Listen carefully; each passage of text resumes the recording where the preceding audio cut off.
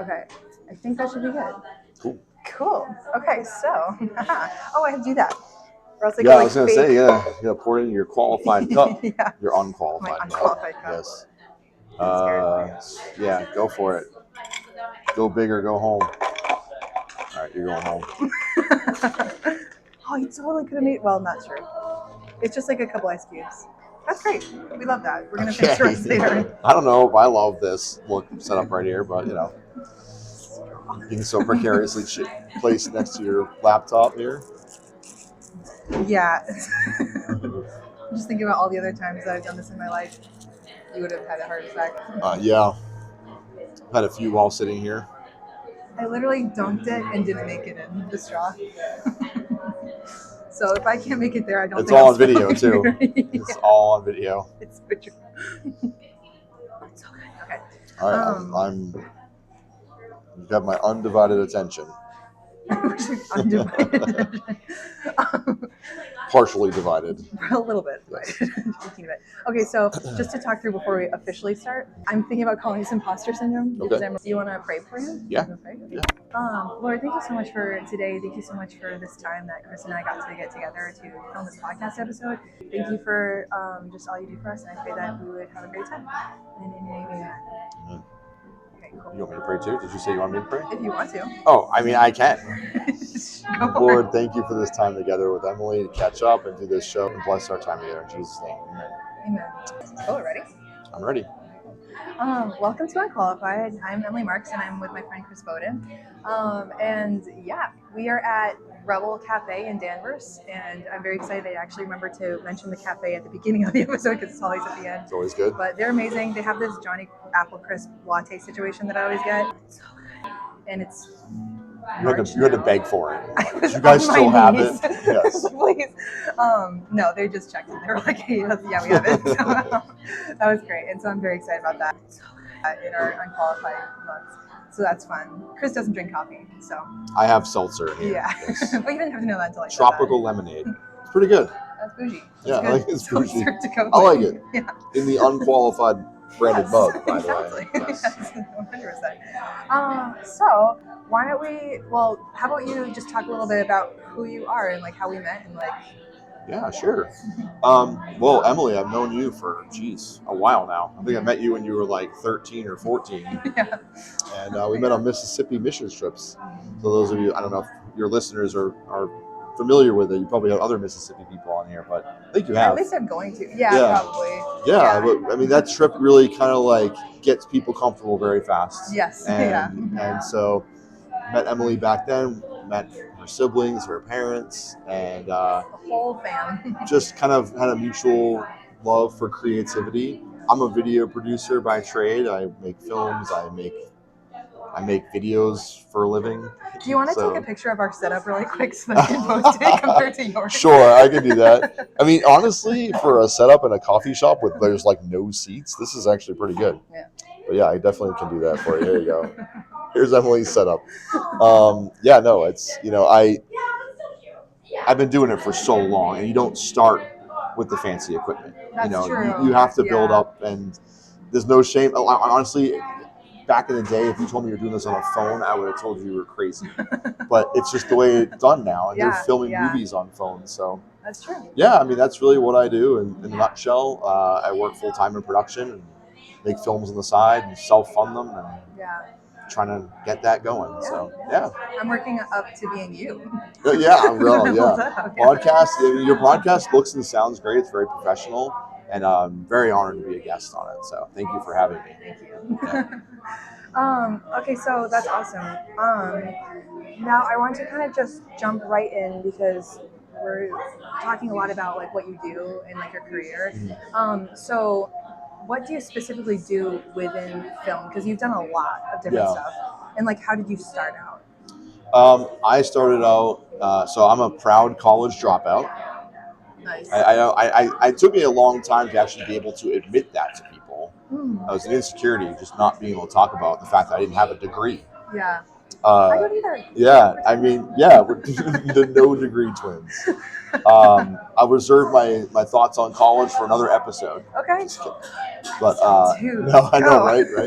No, I think I just started working as a volunteer actually at a local TV station in my town, and just showed up. I just showed up for everything they asked me to do. And then soon after that, I became a part-timer, then an intern, then part-timer, then full-time. Now I'm the second in command, which is really cool. Thanks, right. And then, honestly, I've been there for 17 years now. You know, it's a job. Like, don't get me wrong. It's a means to an end. Yeah. Not every day is fun, but I work mostly in production. I make films and videos with schools and students and government, and I mean, it's a little bit of everything. Wow. Now my job is a little more administrative, but film is really my passion, to make Christian film. Really not just Christian film, but make film that is wholesome and is purposeful, not just any old film. So I have dabbled in that as of recent years. I've always been in making films since I was a kid, but really in the last year or two, kind of like putting that into hyperdrive and figuring that out. So that's still a side thing. I guess it's more of a calling, and I don't know. I don't know if it'll turn into something that makes a living, but that's kind of where that's at right now. That's really cool, and I love to the point of like not just Christian film, because I forgot, I was listening to a book a while ago, and they were talking about how like nothing aside from people is Christian. It's more just like the quality of the work. Like God calls us to do good work and work at it with all our might, and so it's not like we need to like state the name of Jesus on everything. It's just like we need to do our job well. Exactly. And I think that's a really, for me, I feel like it pulls the pressure off a little bit. Funnily enough, because like you do a better job at putting pressure on, but I think it just makes it more natural for people too. Because when they're like, oh, I really like what you do, and they're like, what do you do? Yeah, I mean, I'm a filmmaker. You know, I happen to be a Christian, and so my worldview. I don't think I'm a Christian filmmaker. I mean, it just so happens the first two films I've done have been straight up biblical pieces. They're amazing, by the way. Thank you. Do you want to tell them a little bit what I that can is? if you want. Sure. The first film that we did was called Shema, and that was titled by our mutual friend Leilani, who was on your podcast, I think, already. So she gets a double shout out. She deserves many double shout outs. She does. Let's go. Leilani was amazing, and she actually helped me name the film. Yeah. But we worked on that last year. Did a Kickstarter in March of 2025 and raised a little $15,000. I know, it's been a year. It's been a year. It's been a year since we launched Shema. Whoa. Yeah. And so right now, Shema is available. If you go to refocuscreative.com/Shema, you can rent it or buy it, which is really awesome. And worth it. The next film, thank you. The next film, you worked on some stuff too, which was Emily was like team zero. Like I want to call it ground zero, but that's not the same thing. No, I know what you mean. It might have become ground zero at some point. But Talitha is the next film. Yeah. Shema follows the story of Malchus, as you know, whose ear was cut off by Peter and healed by Jesus. Talitha follows the story of a little girl that Jesus brought back from the dead. And so this is a feature film. We're actually right in the middle of trying to figure out how we're doing this. Yeah. And it's happening very, very fast. So we're probably going to be shooting in July. No way. Yeah, and maybe in Texas. Whoa. For about 10 days or so, 9 days, right after I have a newborn. So it's gonna be a wild ride, I think, this summer. Wow. But yeah, it's exciting, and in this one I've learned a lot. I'm learning to just trust God and not stress about it. I mean, it is stressful, but that's comes with the territory. Yeah, absolutely. And I think too, like, I love how you're like, and it's happening fast, because I feel like whenever something happens in my life, it happens fast. Like I'll wait for it for a long time, or I'll plan it out or whatever. Because like I've said this many times on the podcast, I've been wanting to do a podcast for like since I was probably 13, like when I met you. Yeah, wow. I didn't know that. So now I'm 23, and so I'm like, it's starting, it's happening, but we're already in like March of, it's like starting to film in like January or whatever. Yeah. So it like when it happens, and God's like, do it now. Like you also just have to just do it. Exactly. You can't like. There's never a good time to do anything. Yes. It's honestly, I think humans, we get analysis paralysis, and we're just like, okay, all my ducks in a row. I still do it. Yeah. But you do like one of the things I did with Shema is I just like started walking and I started asking permission later. Yeah. Like and I don't mean permission from God. I mean like I would just do things without thinking about it, because if I thought about it, asking yourself permission. Yeah, if I thought about it, it would slow me down, and we would never do anything. And I think that some of that urgency we feel is just by design. It's like if it's not going to be now, then you're gonna miss it. Yeah, absolutely. It's like perfectionism kills like the outcome of it. It kills progress. Yeah, it really kills does. Progress. Yeah. Yep. Because you're so like I do that all the time too. I zone in on like tiny details when it's like the whole like literally I just filmed an episode yesterday and with a friend, and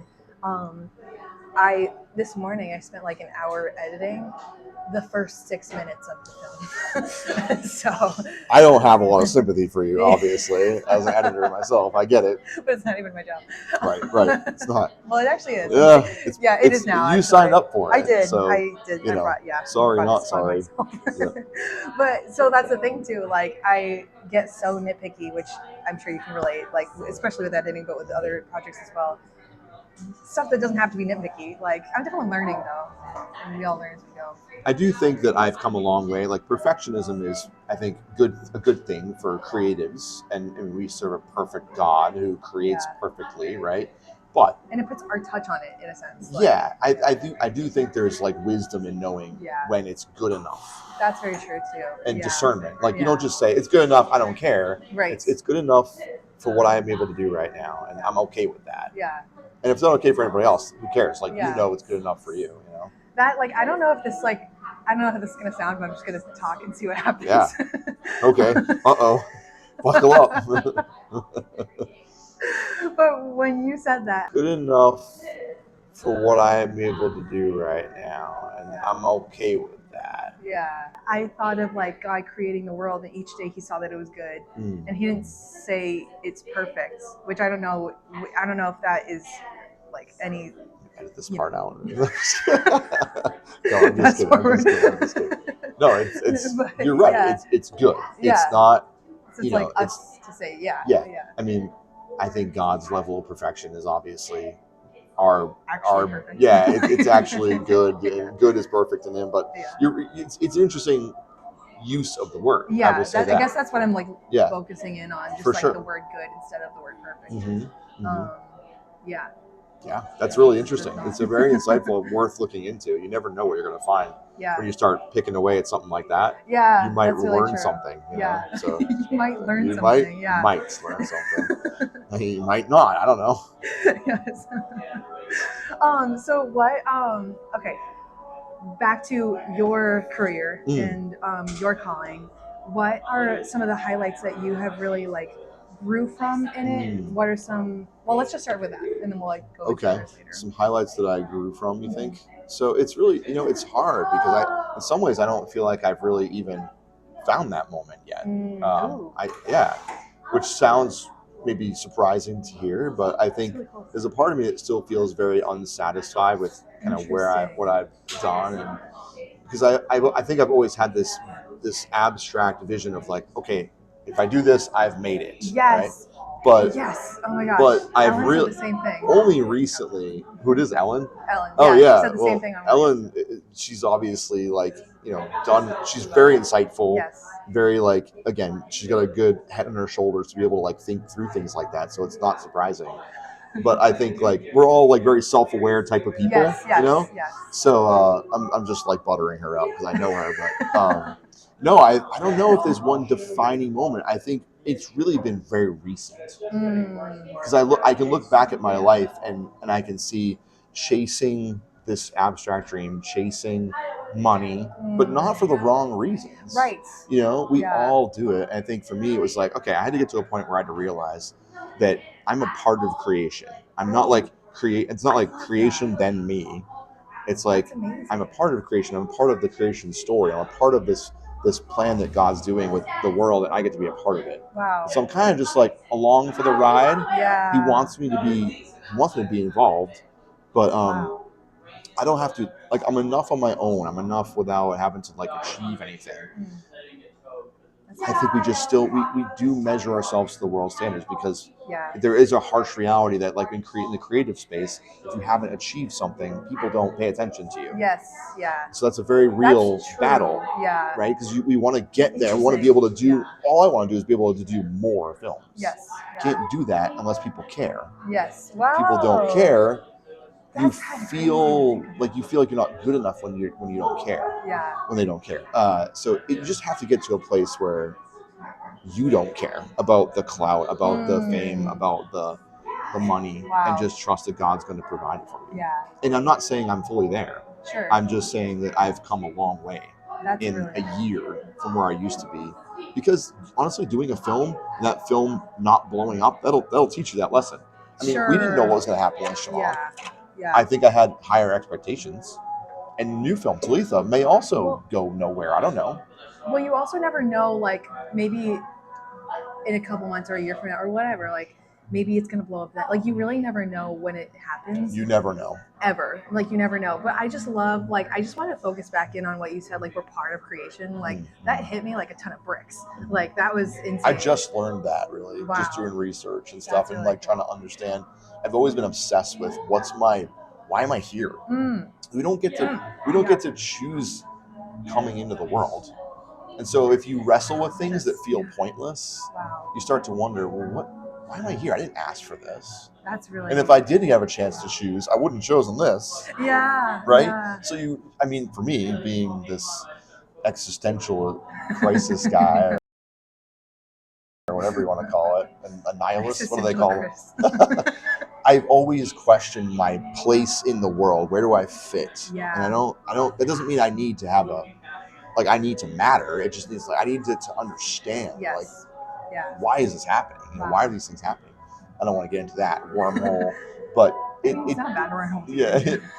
Yeah, that's kind of where I come from. Is like, especially it's part. I think it's part of the design of being a creative person. I was just thinking locked in your brain all the time. Because you're always creating. You're like, I was created. Like.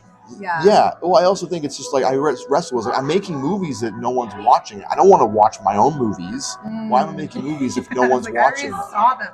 Right. It's like if you don't make movies so you can watch them in your room alone. Right. Okay. Well, here's another. Well, not that I'm saying you should watch your own movies in your room alone. That's not what I'm saying. You don't make a podcast so no one will listen. Right. You want someone to listen. Yes, and it's for other people. Exactly. But I was also thinking when you said that, like, it feels pointless if it doesn't blow up, but sometimes there are seasons of, now I use that term all the time. We joked about it in a couple of podcast episodes of the Christianese language. Oh yeah, but I'm gonna go for it. That's okay. That's okay. Seasons of just like the woman who used her oil for Jesus' feet. Like, she could have used it for other people. She could have made money. She could have done these things. Yeah. But I think of that a lot when something doesn't go the way I planned it to. Mm-hmm. Like, because when we create something, we're mirroring God, and we create because He created, and like that's how we do things because He did them. Yeah. And so I think, like, if ever, this is like part Band-Aid answer, part just like don't lose hope. From my experience, that's just what I think about when something's not going my way. I would love to tell a quick story if you don't mind. It's a little bit of a tangent to this. Go for it. But I think it would be encouraging to some listeners because it's actually got a lot of like humor in it. So this is, by the way, this question, the reason I'm thinking of this story is because this question is really hard to answer because it's very recent. I don't think I've really could answer this question if you had met with me 4 months ago, right? So it's very recent. That's kind of cool, though. Yeah, it's really cool, and I'm glad that I get to talk about it here. I've only told a few people about these things, but it's important to me as a director, as a leader of projects, for people to know where I stand, right? That's awesome. I want them to know, like, I struggle, and I don't have all the answers. That's really important to me. Hopefully that helps. But what I was going to say is I was at a conference recently, where I had entered a film, and it got nominated and did not win. And then I also did a pitch there. I don't want to say too many details, but I pitched the new film, and it won an award. It won some financial seed money, but it was very small. Okay. I mean, it was, and the reason that kind of shocked me is because there was a lot of confusion about how much money you were going to win, and it was like not even close to what they had said it might be. So I was like, wait a minute, these people not know how much movies cost to make? Yeah, So I was really like bitter about it. I was angry. I was frustrated. And my friend Raina was there, who has worked on Shamash, worked on Talitha with me. She lives in Texas. And I was telling her about how I'm like, I feel like I'm running out of time. I got a baby on the way. I've only got this window of time to make this work, or I can't take any more risks anymore. And she was like, you need to just trust God. You're not going to miss your bus. Like, she was using this analogy, like, you got your luggage, stand by the bus, right? You're not going to miss your bus. Like, God's coming, right? But I think I needed this podcast more than anybody else. but here's the funny part. Okay, at that conference, she bought me a ticket to another film festival in New York She was like, hey, I feel like you should go to this. It was like really cheap. And she was like $20, but she was like, here, go. That's cool. I'm like, I don't even know if I'm able to go to this thing. It was like 3 months later. So I plan to go. I'm going to go to New York City. I'm going to go to this thing. I get the bus ticket. I wake up, I had a 2 a.m. bus out of Boston. Okay. I'm all ready. I'm at South Station. You can edit this, by the way, if it's too long. No, I'm at South Station. It's 1:30 in the morning. I'm a half hour before my bus arrives. Nobody's there. I'm at the right gate. And then 2 o'clock rolls around and no bus. 2:30 rolls around and no bus. Now more people start coming in and there's still no bus. 3 a.m., still no bus. No staff. No assistance, nothing. Can't find any information. Now, let me tell you something. I exhausted everything to find out where this bus was. Yeah. I looked online. I looked at the screen, and there was different information no matter where you looked. Okay? And at 3:10, I said, I'm going home. It looked like it was delayed about 3 hours. Wow. I'm like, I'm not staying at South Station till 6 a.m. So I left. And I walked down the hall, and I walked in the elevator. And I kid you not, the moment I got in that elevator, the bus came. Oh my gosh. And I missed the bus. No. Oh. And I didn't know I missed the bus until I got back to my car. I walked about 20 minutes back to my car and 3 in the morning in Boston, which was not recommended, by the way. Never. Don't do that. But I missed my bus. Oh my God. And I remember telling Raina, I was like, Raina, you literally cursed me. Like, I missed my bus. You were making this analogy, and I quite literally missed my bus. And she's a really like faithful person. She starts laughing. She's like, God's so funny. I'm like, I failed to see the humor in this. You're like, excuse me, man. I lost drove 3 hours of sleep. I wouldn't get home till like 5 in the morning, and I was exhausted and angry, and I wasted all this money. Yeah. And I was like, well, why? Yeah. And I don't have an answer for you. There's no big reveal here. But it was just this, like, honestly, you missed the bus analogy that she used 3 months in advance. Yeah. Came true. Literally came true. Wow. And it was like, it's prophetic. I can't even, there's no reason I've found of like why I wasn't supposed to be there. None of that has come up yet. But like, you never know what God's doing behind the scenes, right? Honestly, you never do. But that just brings to mind, it's just like an extra importance on waiting just a little bit more. Like, I feel like, I mean, I don't know. I love finding like little things, and maybe I nitpick things too much. I said things a lot. But, I don't think so. I think we should look more. Yeah. I think that God is leaving us more clues than we even bother to look for. Yeah. You know, I mean, think about that, right? That was a big thing that I could not, and I'm telling you right now. Yeah, that's true. I did everything in my power to try to stay. In your power. Yeah. I tried to stay. I was like, I gotta stay. I couldn't fathom losing the money and the time going home. But I did. I ended up going home. And it was just like a couple minutes. It was literally minutes. Yeah, I was there for almost 2 hours with no information at all. Wow. Anyway, thought I'd share that. It's kind of funny. I think, well, it is a little funny, but it's also just like, dang, like how many times do we do that? Like that you lived out the metaphor. like you just said, like you lived out the metaphor she was talking about. I don't know. Almost encouraging. Like it sounds like, I don't know if that's like, I don't know what that sounds like, but it's almost encouraging in the sense of like, if we hold on a little bit longer, like we won't miss the bus. And so just like just keep waiting on the Lord in that situation. I wrestled with that too. It's a good point, because I was like, did I give up too easily? But then I was like, no, I mean, I actually like sought out that's a really interesting answers thing. to stay. Like I was like, okay, I checked the books, I checked the numbers, I talked to people. Like it was all different information that was pointing me towards this bus is not coming. So I was like an educated guess, like, okay, I guess I'm going home. Wow. But it's just interesting how, and I there hasn't been a moment really yet where God brought me through something.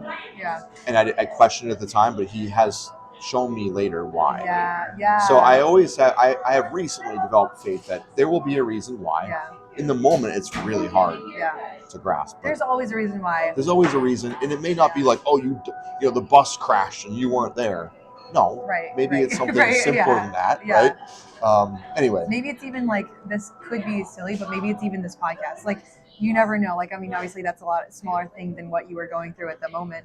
But like, I feel like God uses it in every single way, no matter what we think it would be, like small or big. Yeah. And I had a conversation recently with a pastor, and he said, God is the God of small things. And I was just like, I like that, because it's just like, I feel like we think grand picture often, especially like, you know, in our, you know, work. I don't know if I always believed that. I for a while thought that God, why would He care about this small thing? I mean, I wouldn't if I was God. And I didn't mean that in a flippant way. I just genuinely thought, like, God's got people all over the world that are suffering way more than me. Why does this matter?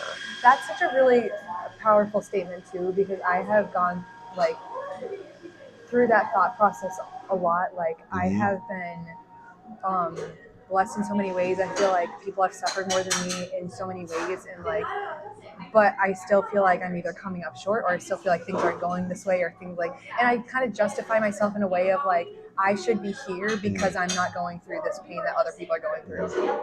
I never would have realized that based on the title of your show. Yeah. You know, it's kind of obvious.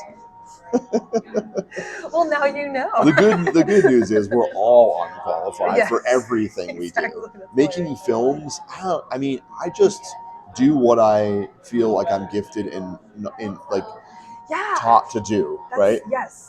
There are times, and when we filmed in Texas last year for Shema, there was a moment where the sun was so bright on the camera that I couldn't see the screen, and I had to just go on instinct that it looked good. And I pulled every tool out of my toolbox to make sure the shot. Well, like not even just. I knew that where I was, the position, the way I had the lens, that like the shot has to be good, but I couldn't see it. Wow, that was like faith right there. It's like literally walking by faith and not by sight. And you know what? It looked incredible. Like it looked way more than looked better than I thought it would look. Nice. And that was one of the moments where I'm like, man, this training has paid off. Yeah. But also just trusting, knowing that you have what it takes. And don't question yourself. That's really important too, because I feel like a lot of times, often with Christians, we all also say like, trust God with the little things, trust God with this. And I think that's true. And it's very easy to say that, but I think it's also important to like trust yourself, like not to like take any importance from God. But we have responsibility. Exactly. Yes. Yeah. We can't just sit there and be dragged through life by God. I mean, I think you have to show up. Yeah. And do your part, which is the work. I mean, we're meant to work. Yeah. And I think that's part of what, I don't want to steal the words out of your mouth, but that's what I feel like that's where you're going with it, and I couldn't agree more. Yeah. I'll let you finish next time. I won't interrupt.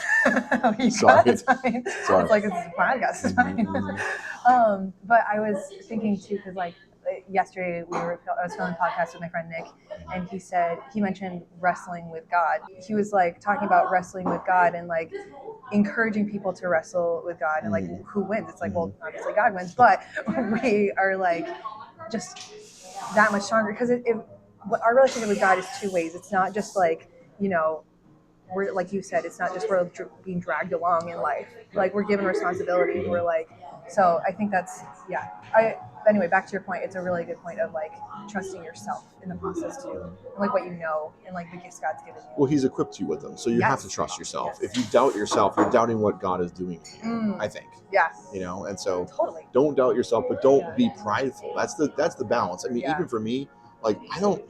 This is going to sound like something a person with an ego would say, but I don't feel like ego has been one of my struggles.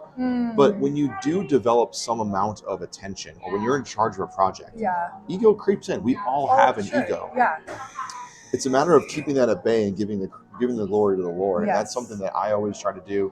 I always try to set that precedent on if I'm leading a team. Like, I'm a steward of this film. Yes. I'm not, and I really, that mindset has helped me a lot. Yes. It also helps you with the criticism, because you're going to get criticism. Oh my gosh. It's like, look, I did the best I could. Yeah. And I'm a steward of this film. You're making fun of me, well, you're making fun of God. So yeah. I hope you don't get struck by lightning on the way. Sons of thunder. Right. Yeah, exactly. I literally read this morning in, I think, John, but it was saying how like, if they hated you, they hated me first. I was just thinking of that. Yeah, yeah. Yep. Consider it a blessing. I don't want to try to quote that because I'm not going to get it right, but we're on the same track. Yeah.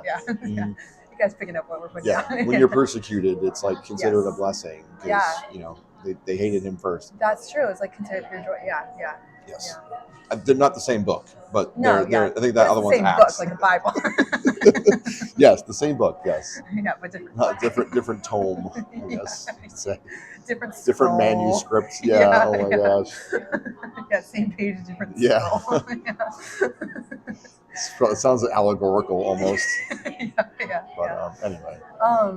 No, but that's really, really awesome. And another thing that we kind of have touched on a little bit, but I wanted to just emphasize this. Chris and I called before the podcast a little bit ago just to like talk about what we're going to talk about. And you mentioned a little bit about feeling like you have imposter syndrome. And that's what I named the episode. So you guys saw it coming. Appropriately named, yes. Right here. If imposter syndrome was a person, we'd be sitting in look it up in the Rebel dictionary. Coffee, right? Yeah, just me. Yes.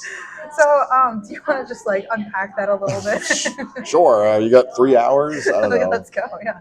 No, I think imposter syndrome is like one of those buzzwords that we use nowadays, and it's like I think it's overused. True. I try not to overuse words. Like if I say imposter syndrome, I mean it literally, right? So like confidence has never been my strong suit. But like I was saying earlier, telling people I'm a college dropout, I was super insecure about it for so long because I defined my worth based on the fact that I didn't have a degree and I didn't measure up. I get it. Right. I get it. So like now that I'd say I'm a college dropout because it gives me, I'm proud of it now. Yeah. Like I'm okay with it. I own that's just not me. Yeah. And that's so freeing. And I don't care what anyone thinks when they hear it. I don't freeing. care. Yeah. It's so freeing. I don't care. Wow. I would, So that's that first part of that. And so I think part of my imposter syndrome, it comes in the moment when, for example, we were just recently denied another film festival. I've entered my film into 4 festivals, Christian film festivals, one big one too. They had one job. We were denied twice. Oh my gosh. So we've been denied 2 out of the 4. Okay. And that is, we might get denied the other 2. I don't know. The second one really hurt because I was anticipating. I was like, we absolutely are going to at least get nominated for something, like for sure. So you're like building your hope up. And we did not. We were, and the worst part is it costs $150 to enter, and they don't even tell you why. So wait, they don't tell you why they don't tell you why. Oh, that's they literally tell you that we don't give feedback on this, and so it's those moments where imposter syndrome sneaks in and says, "Well, your film's not good enough." Dude, and you start thinking, okay, maybe it isn't. It only cost $15,000 to make. We worked with beginner actors. We didn't have the budget for big special effects. We worked with what we had. Yeah. And you look at, then you start comparing. Yeah. So you look at the films that did win, right? Oh, this one won. Look at it. They have a budget of $150,000. Yeah. And then the imposter syndrome, because it's like a feeling that shifts to defense mode. It's like, oh well, screw them. I don't have access to these. Then you play a victim. It's like a cycle, right? Wow. It's like, oh well, I don't have $150,000, so no wonder I didn't win. And it's like, I realized in the moment when I was sulking about this loss, I was like, the only reason I'd be sulking about this, really, I mean, again, you want your movies to be seen, but the only reason you'd be angry about it is if you felt like you were owed something, right? Like, I deserve this somehow. And maybe I do. I don't know. Maybe I do deserve. I don't know. I don't know if we really deserve anything, right? But interesting. At the end of the day, I realized that was a turning point for me. I was like, you know what? This is the wrong attitude to have. I just have to chalk this up as I didn't win. And maybe I didn't win because maybe I came down to the final two. And someone would just had a better, I don't know, camera than me or something. I don't know. Who knows? Like, they don't tell you. But no, I think it was just like, it was very humbling. This was only this was like a month ago. And it burned me for a couple of days. And I started thinking like, no, this is an attitude problem. Wow. This is me. That's powerful. Yeah. Because like I was talking to my dad before about like being like having your identity so in Christ that you're unoffendable. And I thought that was like, it kind of goes along really well with what you're saying too, because that really struck me when you said like that you deserved it, and then that you were just like, no, I was owed this by this person. And I like realized this about myself even just this past Sunday. I was thinking like, okay, so I've been kind of picking apart my relationship with God recently about how I interact with him. And like, I often, I mean, he's God, obviously. So it's just like, he's always, anyway. But I guess what I'm trying to say, it's hard to come up with words sometimes, that like, I sometimes do what I do to God to other people of like, I do this for you, and so you don't do something for me. Like, it's very transactional. And so like, I know that's not how it works. My brain knows, but sometimes my heart's like, but I still did it. You know what I mean? And so like, I realize that I do that to other people in my mind sometimes. It's just like, I'm always outpouring to you guys. Why aren't you pouring back to me? And then I become bitter towards it. And it's just like, that's not their responsibility. I am not their responsibility. And that's like really hit home this past Sunday for some reason. I don't know. Maybe God just needed me to know it then. But maybe for this podcast. I don't know. Maybe, yeah. But I just that really struck me. Like when you said like, that you really deserved it, or that's how you felt. Because I feel like that's how we all generally feel. Well, it comes full circle. And the reason I felt that way is because I didn't understand that I'm part of creation. I'm not in addition to it. That's good. Like when you think you're in addition to, like, okay, people, I inhabit the world God created. No, I am part of the world God created. Wow. I'm part of creation. So when you change your mindset to realize you're part of creation, you also then realize God has a bigger plan for your disappointment or your closed door. In his world, it's not linear like it is for us, right? Yeah. And the fact that I can't see the bigger picture used to frustrate me and make me so mad. Wow. But that's a control problem. Yeah, I have that. Right? It's a control problem. As soon as you realize, we're all going to struggle with that forever. You're never going to completely eradicate that. Yes. But if you can get to a place where like maybe 70% of you is trusting, and the other 30% is maybe then I think you're okay. So like, and I think I'm kind of like I'm kind of like about 60% right now. Like I've come a long way. I was at like 20%, but I would just get so mad when things didn't work out the way I thought they would. Wow. And that was a matter of expectation. Yep. Which expectation is a whole other topic. Yes. Control. Yeah. I need control this. You have no control. Yeah, literally. You have no control Absolutely. over anything. Like, you can only control how you behave. Yeah. You can't control what happens to you. And that's our job. That's like what we're wrestling with. Yeah. Honestly. It's an illusion. Yeah. We don't have control. We are stewards of the things God gives us. Wow. My child, I have no control over her really. I mean, I can have boundaries and parameters. That's really interesting too, because like she is just as much God's child as you are God's child. Yeah, exactly. And so like I'm a steward of her life. Yeah. I've been given the opportunity to be her dad, and I try to do my best to keep her safe. But like, I can't. If she falls off of a playground thing and hurts herself, I couldn't have stopped that. Maybe. Right. So like we have no control. Right. Wow. Which is terrifying, but also freeing it's at the not same time. terrifying if you know you're part of creation. It's like, well, why would I? What am I afraid of? I mean, I'm just part of this I'm a part of this thing. Yeah. I got to show up. I got to have responsibility, but I don't have to worry. Because it's like interactive. God wants us to be present. Exactly, yeah. But he doesn't want us to be like, taking his place. Exactly, Yeah. exactly. Yeah. Anyway, I just think that there's a lot you could talk about there for many hours, and it's more philosophical and theological than we probably want to get into right now. But that's great. It is interesting, I mean, we've always had these conversations. I feel like we relate in that way. Yeah. We could forget we're recording here and just go on. Tangent. Especially like in Mississippi. Yeah. At like 11:30. You're just stuck in a van for 26 hours. No, it's so true. I think, that like really hit home. I think like the expectation with the what's the word? Control. Yeah. I guess this means control. Yeah. That really hits, because I think oftentimes when I focus on like what I do, I focus on my control in it, but I never really think about my expectations. Yeah. It's just expectations need to be tempered. Yeah. It's hard though. I think again it goes back to being creative. Yes. We have this expectation. Yeah. I'm going to make this thing, and people are going to watch it.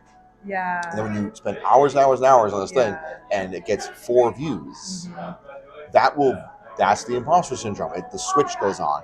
Oh, nobody wants to listen to you. What do you have to offer in this space? Why do you matter? Wow. Oh, you don't understand you don't understand the market. You don't understand the whatever.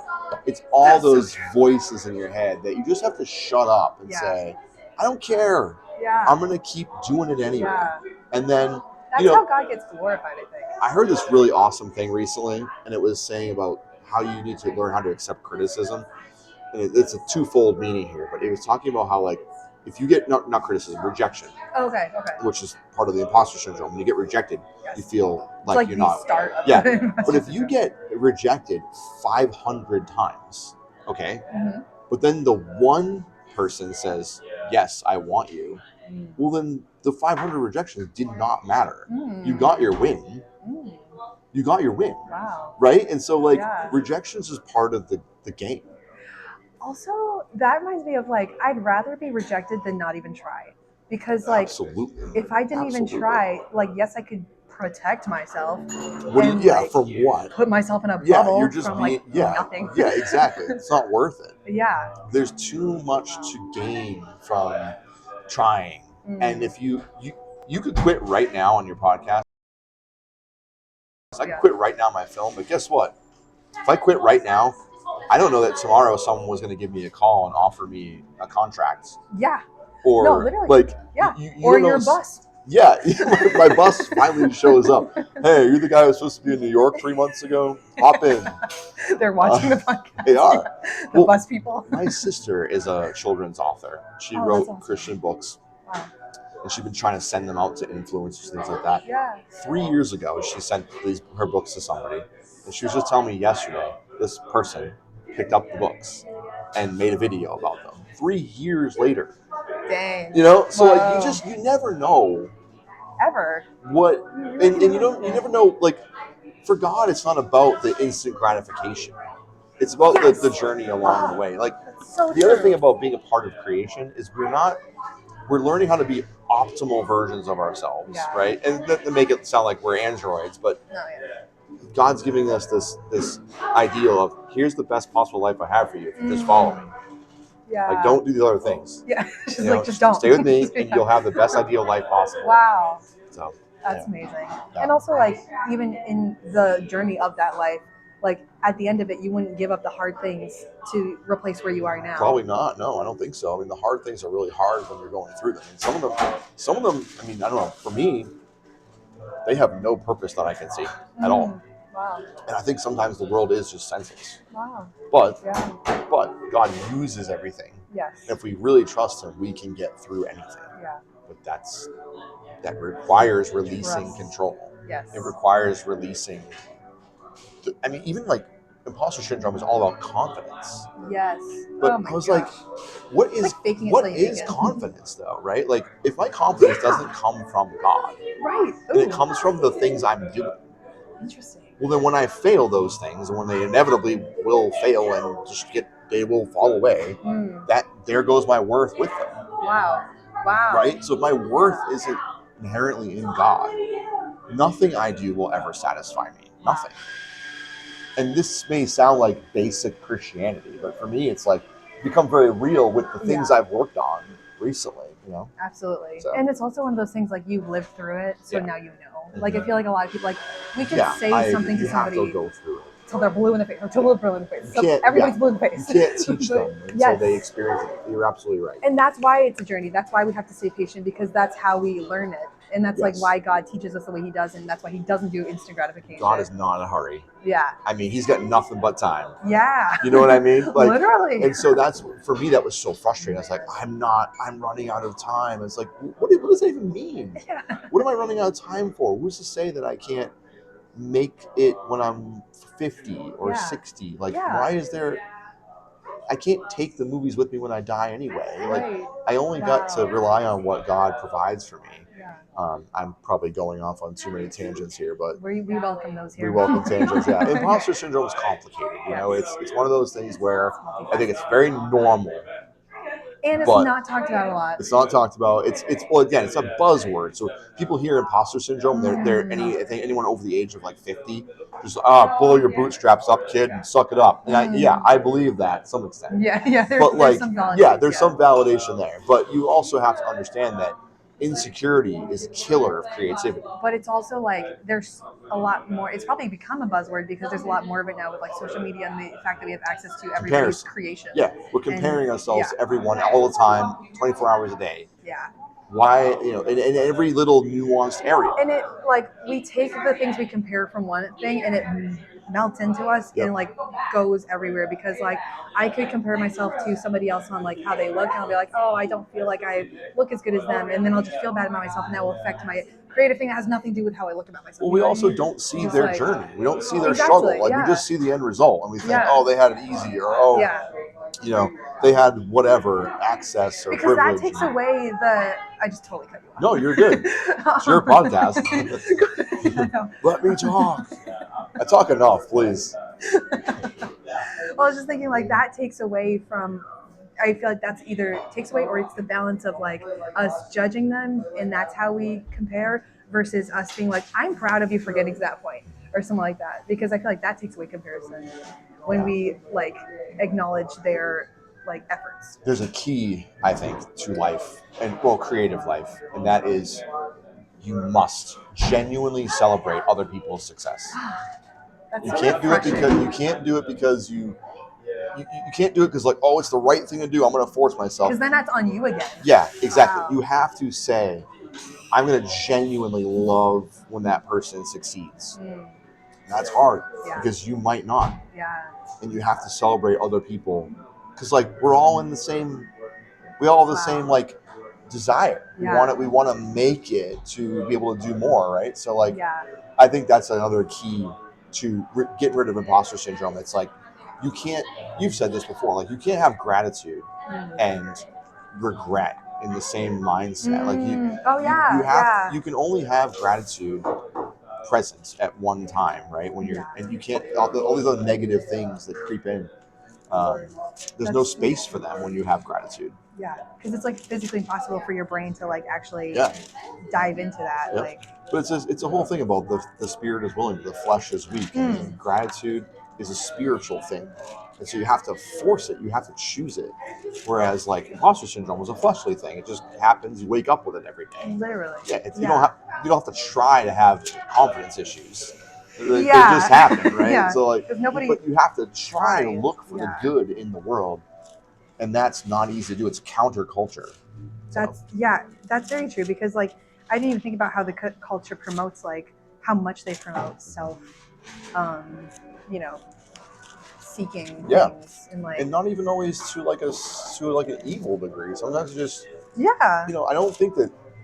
I mean, selfishness is wrong, but it's also inherent to our nature. Yes. So, like, we just have to learn how to deal with it and not let it overcome us. Oh, literally. But it is normal, and I think that's another big thing. Really quick is like for me, for a while, I felt like I was not, like, the imposter syndrome gets in the way of you and God too. If you feel like I'm too selfish, you won't go to the Lord. Wow. God already knows who you are. He's not surprised at your brokenness. Yeah. And so, like, you just have to like completely be free in yourself with Him for Him to work in you. Yeah, absolutely.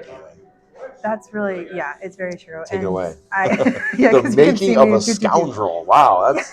Oh. I was gonna. What is that? What book is that? This is what I want to touch on. No. Yeah. This is the C.S. Lewis Bible, and it has little snippets of his. Oh, that's cool. Thing. Okay. I love it. It's so cool. It's from The Weight of Glory. It's that little book. Okay. Anyway, one thing that I want to touch on when you said like genuinely celebrate people's like, wins, triumphs, all that kind of stuff. It reminded me of this. So this is going to sound very out of context first, but we're just going to go. It's in Isaiah 6. I'm just going to read for a hot second. Okay. In the year that King Uzziah died, I saw the Lord sitting on a throne, high and lofty, and the hem of his robe filled the temple. Seraphs were in attendance above him. Each had 6 wings. With 2 they covered their faces, with 2 they covered their feet, and with 2 they flew. And one called to another and said, Holy, holy, holy is the Lord of hosts. The whole earth is filled of his glory. Okay, so there's a lot of things there that I'm not going to touch on because it's like complicated and I don't know how to do that. Yep. But I just wanted to touch on the first part after King Uzziah died. It says, I saw the Lord sitting on a throne, high, lofty, and the hem of his robe filled the temple. Okay, so when a king went into battle and he won, he would cut the hem and the robe off of the other king's like cape or whatever, garment, whatever, and he would sew it onto his. And so this robe from the Lord filled the temple. So all of his battles he's won, and his robe is filling the temple. Oh wow! We are the temple of the Holy Spirit. So all of his, so I'm just really excited about this. All of his victories are inside of us. They're overflowing, filling our temple. But that means that all of our victories we are part of each other's victories as well. Because if the Lord's victories is in you and is in me, our victory, we share our victories. Absolutely. And so I feel like that's been really cool to just see, because it's just like, it helps me center myself and be like, no, like their victories is my victories is their victories. Like that just reminded me from what you said. But I was like, whoa, that's really cool. Yeah, and that's really key. I mean, as the leader of a project, I just keep calling myself, that's the best way I can simplify it, right? Like I led this team on this film. It was so obvious to me that this is bigger than me. I could not have done this without every single person that's surrounding me right now. Some were there physically, some were not. But the wins we had on that film, I cannot take credit for them. Yeah, they all of them were lined up Holy Spirit-esque fashion. And they always will be. That's the way it should be. I want to say really quickly, though, Talitha, the new film. I'm not going to say you have to watch it to get this reference, but there's a lot to do with the hem of the garment. Let's go. Yeah, and so there's a theme. We'll put it that way. Yeah. Okay. So I just wanted to. I know exactly what you're talking about. I love it. Well, you might partly know, but there's definitely more to it than what you're thinking. But I love that that there's more to it. Yeah. So there's layers of the hem. Yeah. Yes, exactly. So I'm really excited about that. That's super awesome. It's been amazing to learn the little what do they call it? Breadcrumb lore that God left along the way, talking about the hem of the robe. Yeah, like there's been way more than we ever realized, and I won't. That's the thing too. It's like digging deep. You can never dig too deep into the Bible. No, God's literally the storyteller. He's eternal. Yeah, He wrote lore into like animals and like our world. He put the lore in Lord. Yeah, He did. I think that's a good place to stop. Have a good day, everyone. Gets up and walks away. Oh, yes. But yeah. Well, speaking of. Maybe that was the end. I don't know. It was the end. But no, it's so true. Like, we can never dig too deep. And like, I don't know, just tying it all together is really cool. Well, but yeah, at the end of each podcast episode, there's a song recommendation. And this song recommendation is Where the Living Is Deep by the Grey Havens. And I love the Grey Havens so much. They're a band that I've listened to for 100,000 years. And it's a long time. They're old. I can see you out of the corner of my eye. I just feel like, dang. I didn't want to say anything. I didn't want to interrupt the flow. Continue. I interrupt my own flow, Chris. Where the Living Is Deep. I've never heard of that. What kind of music is it? That's a good question. They have a bunch of different kinds of stuff, but they're very much storytellers, and they a lot of their songs are like a lot of poetry. They're Christian writers, but it's very accessible for people who aren't Christians yet, I should say. And I really love this song because they just, it's a very simple song, this one, but it's focusing on like, you know, I want to be where the living is deep. And I feel like it went really well with your story and how like you just keep going and you keep searching and like God's leading you to more things. And so I felt that like that. I will listen to that. Awesome. Yeah, I like that. That's a little nice thing to end it with. Yeah. I love music. Also, like everybody's like, what kind of music do you listen to? And I'm just like, I don't know. And I'm like, I should start talking about it. You should start asking your guests for a recommendation too. One of my guests did. She was like, can I? I'm like, of course. I can't recommend one to you because you'll hate it. So yeah, you should. He's done it before. It's not that I hate it. No, I know. I will tell you this. There's a band called Holy Name. They're a Christian metal band. It's the metal part, yeah. Yeah, they kind of call themselves like a worship band, and I think they're very Catholic. They're very Catholicized. Sure. But they have a new EP out that has some really good music on it. Wait, can you say the name one more time? Holy Name. Holy Name. Oh, yeah. Cool. Yeah. The one of the reasons I thought you'd appreciate them, the song I sent you from them before was a little bit of an acquired taste. But this one, like, they definitely are heavy, you know. Yeah. But the lead singer has just an incredible voice. Yeah. And the things he does with it, I mean, maybe to you they're easy, but to me they're like, this guy's incredible. That's awesome. So anyway, I would recommend there's a couple of their new songs. There's a song called Ritual. Ritual? On their new EP. It's a little heavy, but it talks about another one called Blood. Okay. They have like a communion theme on this EP. Cool. Yeah. That's so cool. It talks about ritual, the blood, the body. That's cool that it came out recently because of Lent and like. Yeah. They're very Catholic, and so but like check those two songs out because they're pretty powerful. And like for me, I heard this really great thing. I'm going to change your mind right now on metal. Okay. Metal is always accused of being evil music, the devil's music. I've never thought of it as evil. Okay, maybe you haven't, but when I was growing up, people were like, this is the devil's, this is demonic, blah, blah, blah, blah, blah.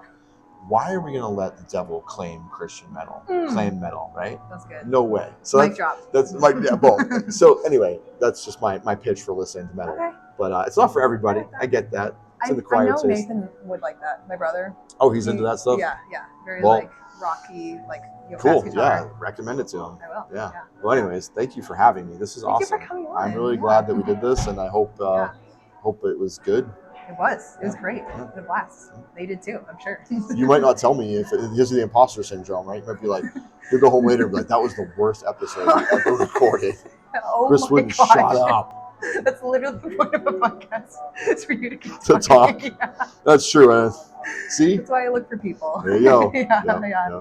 Well, this was awesome though. But so thank you so much for coming on. Thank you. And yeah, I'll see you guys next week, and I'll see you another time. And it'll be great. So, all right. Looking forward to it. Bye. And it didn't record the whole time.